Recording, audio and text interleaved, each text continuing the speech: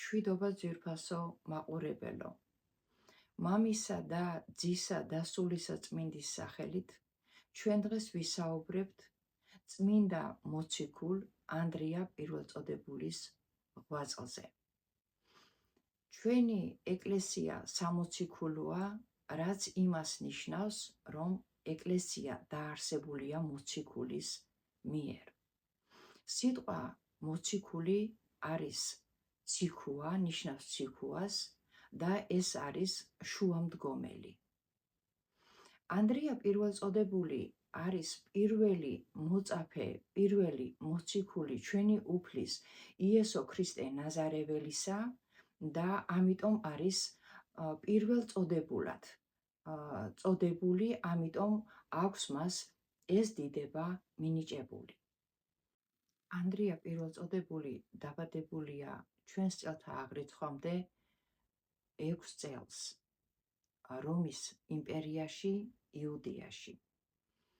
მათი მთელი ოჯახი შემდეგ გადმოვიდა კაპერნაუმში საცხოვრებლად. ისინი მისდევდნენ მეთევზეობას. პატარა ანდრიას ეტყობოდა ღვთისმსახურება. ის შეიტყობს რა იოანე ნათლისმცემლის შესახებ, გაეცნობა მის ქადაგებას და დაემოწაფება. ანდრია ამის შემდეგ დაემოწაფება ჩვენს უფალს იესო ქრისტე ნაზარეველს. 12-მა მოციქულმა როდესაც გადაწყვიტა კენჭისყრა ვინსაც წასულიყო საქადაგებლად, კენჭისყრა ითხოვა ასევე ჩვენმა მარადის ქალწულმა დედაღვთისმშობელმა. მანაც მიიღო მონაწილეობა კენჭისყრაში და მას წილად ერგო საქართველოში ქადაგება. ის მზად იყო წამოსულიყო საქართველოში და მას ეცხადება უფალი, თავისი მხოლოდშობილი ძე, რომელიც კურთხევას მისცემს, რომ წამოვიდეს არა თვითონ დედა საქართველოში, არამედ მოციქული ანდრია და მას გამოატანოს ხელთუქმნელი ხატი. დედაღვთისმშობელი გამოღვიძების შემდეგ ანდრიას გადასცემს უფლის კურთხევას.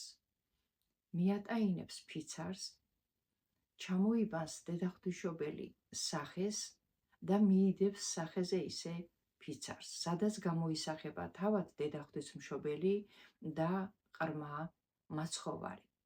აი ამ ხელთუქმნელ ხატს გადასცემს ანდრიას, მისცემს კურთხევას საქართველოში წამოსასვლელად და ანდრია მოდის საქართველოში. ანდრია პირველად შემოდის ქვეყანასა სამეგრელოსა, რომელსაც ჰქვია ტრაპიზონი. მიუხედავად ამ ხალხის ურწმუნოებისა, ანდრია უქადაგებს და მოაქცევს ღვთისკენ. იქ ცოტა ხანს გაჩერდება და გამოეშურება შავი ზღვისპირეთის მხარეს. მიადგება სოფელ დიდაჭარას. დიდაჭარაში დახვდება მას დიდი ურწმუნოება. როგორც იტყვიან ხოლმე, ადამიანის რწმენისთვის საჭიროა სასწაული, აი ეს სასწაული დაუშვა ღმერთმა სოფელ დიდაჭარაში. მოციქულმა ანდრიამ, სადაც დააბრძანა დედაღვთისმშობლის ხელთუქმნელი ხატი, იქ ამოვიდა წყალი. ეს პირველი სასწაული. მეორე იყო ის, რომ ამ წყალს ჰქონდა კურნებადი თვისება და აი ამ ორმა დიდმა სასწაულმა აჭარელი ხალხი მოაქცია ღვთისკენ. მოციქული ანდრია ამ ადგილას ააშენებს ტაძარს თავისი ხელით, დანიშნავს მოძღვარს, დაუდგენს წესჩვეულებას, იქ დაჰყოფს დიდ ხანს და შემდეგ დატოვებს სოფელს. ამის შემდეგ ის მიდის ფერსათის მთაზე. ფერსათის მთაზე ანდრია ააგებს ჯვარს. ფერსათის მთიდან როდესაც ჩამოდის, შედის სოსანგეთში. სოსანგეთში დახვდება ცუდი ამბავი. იქ გამგებელ ქვრივ ქალს გარდასცვლია ერთადერთი ვაჟი, რომელი ქალბატონიც იყო სასოწარკვეთილებაში ჩავარდნილი, რადგანაც მისი ღმერთი არ იუწყებოდა მომავალი ცხოვრების შესახებ და ქალს, რომელსაც მეუღლე დაკარგული ჰყავდა, ერთადერთი ვაჟი გარდაეცვალა, იმას ეს ცხოვრება აღარ უნდოდა. მის ყურამდე მიაღწია ამბავმა, რომ სოფელში შემოსული იყო მლოცველი კაცი, რომელსაც ხელში ჰქონდა ხატი, ბრწყინავი და სასწაულებს ახდენდა. ამ ქვრივმა შვილმკვდარმა დედამ ამ ამბავის გაგებისთანავე მიიღო ეს სიტყვა, დაიჯერა, თვითონვე ესტუმრა ანდრია მოციქულს. მოусმინა ქადაგებას, მოინათლა.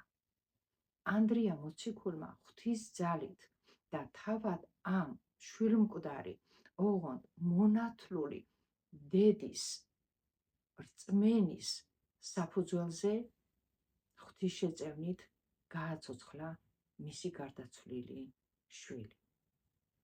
გახარებული დედა აცნობებს ამ ამბავს სამცხის მთავრებს. სამცხიდან ხალხი თავად იახლა ანდრია მოციქულს.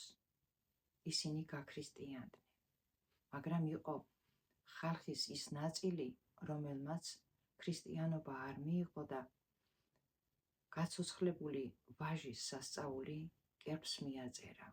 ანდრია მოციქული დედა ღვთისმშობლის ხელთუქმნელ ხატს დააბრძანებს საკერპეთში, ახლად გაქრისტიანებულებისა და კერპთაყვანისმცემლების თვალწინ. ორივე მხარე იმ ღამეს ლოცულობდა თავისი ღმერთის მიმართ.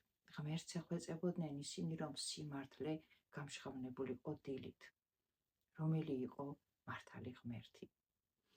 გარეშრაზე საკერპეთის კარების გაღების დროს ნახეს, რომ კერპები სულ დამტვრეული იყო და მთელი იყო დარჩენილი დედა ღვთისმშობლის ხელთუქმნელი ხატი, რომელიც ბრწყინავდა.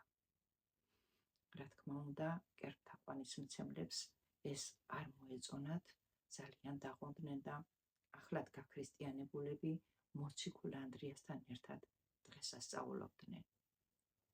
ანდრია მოციქული ამ ადგილზე ააგებს ტაძარს.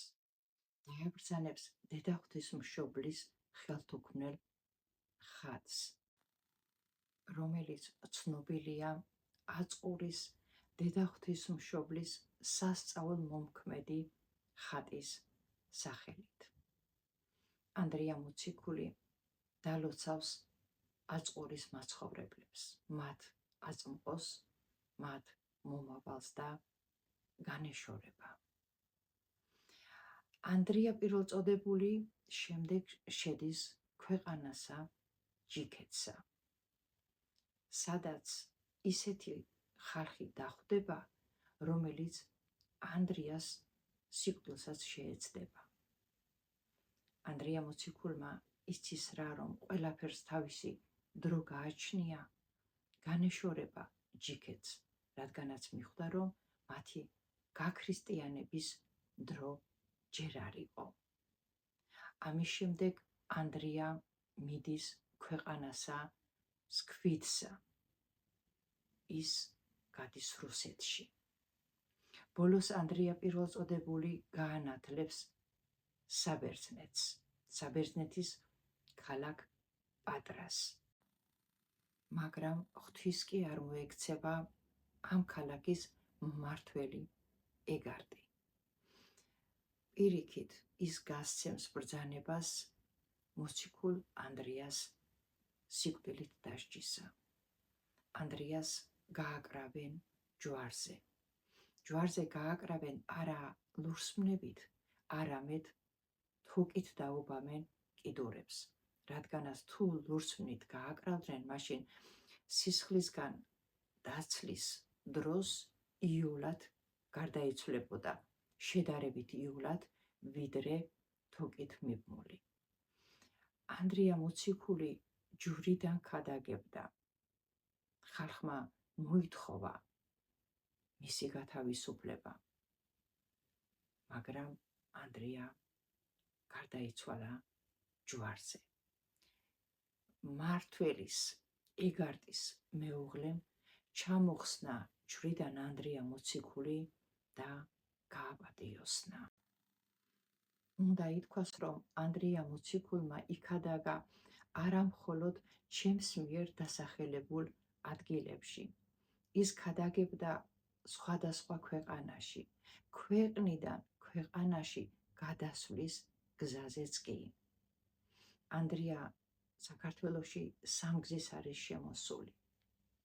მესამედ შემოსვლის დროს მასთან ერთად შემოვიდნენ მოციქულები სიმონ კანანელი და მატათა, ასევე ბართლომე, თადეოსი და პეტრე.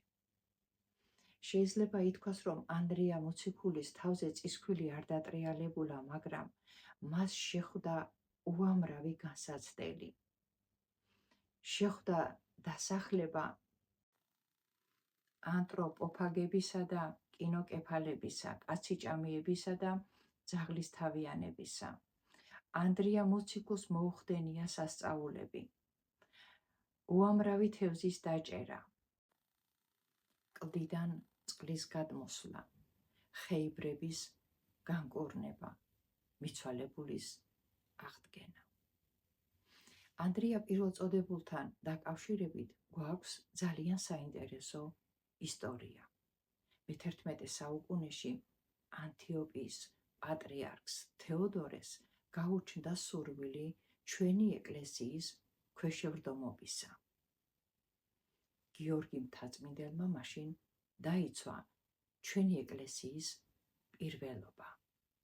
მან განაცხადა, რომ კი ვართ პეტრეს ეკლესიის ქვეშ, მაგრამ არ უნდა დაგვავიწყდეს, რომ ჩვენ ვართ ანდრია პირველწოდებულის მიერ მოწოდებული სიტყვით განათლებული.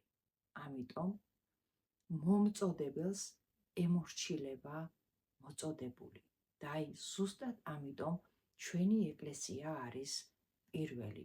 ჩვენ ვართ პირველი ქრისტიანები მათთან შედარებით. ზუსტად ღვთისგან გვაქვს ნაბოძები ეკლესიის ავტოკეფალობა. ანდრია მოციქულმა გააქრისტიანა ასევე ქვეყანა კაბადოკია. კაბადოკია, სადაც დაიბადნენ და აღიზარდნენ ჩვენი ქვეყნის სახელმწიფოებრივად გამაქრისტიანებელი წმინდა ნინო და ჩვენი ქვეყნისა და სრულიად მართლმადიდებლობის მცველი დიდმოწამე წმინდა გიორგი.